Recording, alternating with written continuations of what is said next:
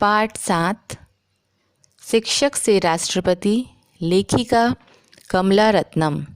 इस पाठ में हम भारत के तीसरे राष्ट्रपति ज़ाकिर हुसैन की कला प्रियता, देशभक्ति, रात दिन सेवा भाव, सच्चाई, ईमानदारी, विद्या प्रेमी आदि अनेक गुणों के बारे में जानेंगे।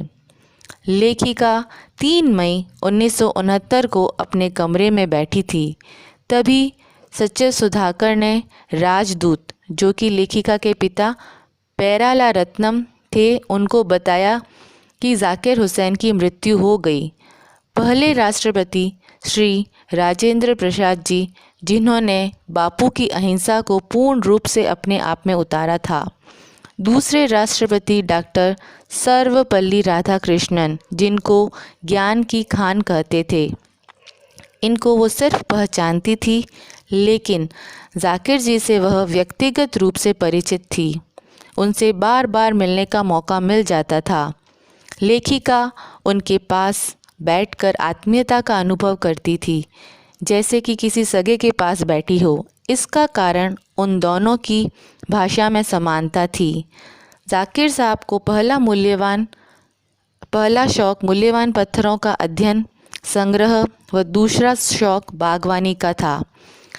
ज़ाकिर साहब और नेहरू जी दोनों गुलाब के शौकीन थे, लेकिन नेहरू जी को गुलाब कोई और लाकर देता था और ज़ाकिर साहब स्वयं गुलाब खिलाते थे। गुलाब की महिमा को घंटों देखते रहते थे। वे अपने निजी भत्ते से विदेशों से तरह तरह के पौधे व बीज लाते थे। गुलाबों की रखवाली करने वाले माली के मरने पर वे भी बहुत भावुक हुए। ज़ाकिर साहब हिंदी के पक्ष में थे, क्योंकि हर कोई अंग्रेज़ी नहीं सीख सकता था। देश की अलग अलग भाषाओं को मिलाने के लिए वह हर कोई एक भाषा हिंदी को समझ सके, इसके लिए वे गांधी जी के साथ थे।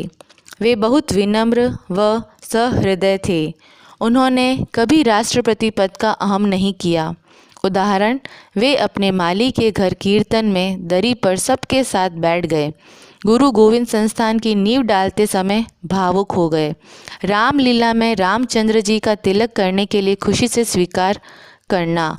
उनकी सबसे मूल्यवान पूंजी गांधी जी के आदर्श थे, जिसे वे आने वाली पीढ़ियों में भी जीवित रखना चाहते थे। उन्होंने मुगल उद्यान में 400 किस्म के गुलाब लगाए थे। वे पशु पक्षी प्रेमी थे। वे अपने साथ राष्ट्रपति भवन में तोता, मैना व गाय भी साथ में लाए थे।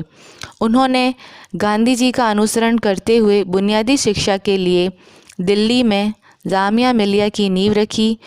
वे संक्षिप्त बोलते थे। एक वन महोत्सव पर उन्होंने कहा, पेड़ की सबसे बड़ी विशेषता यही है कि वह चुपचाप खड़ा रहता है और फल व छाया देता है। भारत को आज चुप नेताओं की ज़रूरत है। इसी प्रकार भारतीय संस्कृति की इस अनूठी हस्ती की मृत्यु पर सैकड़ों श्रद्धांजलियाँ प्रस्तुत की गई। वे अपने पेड़ पौधों की खाद बन गए। धन्यवाद।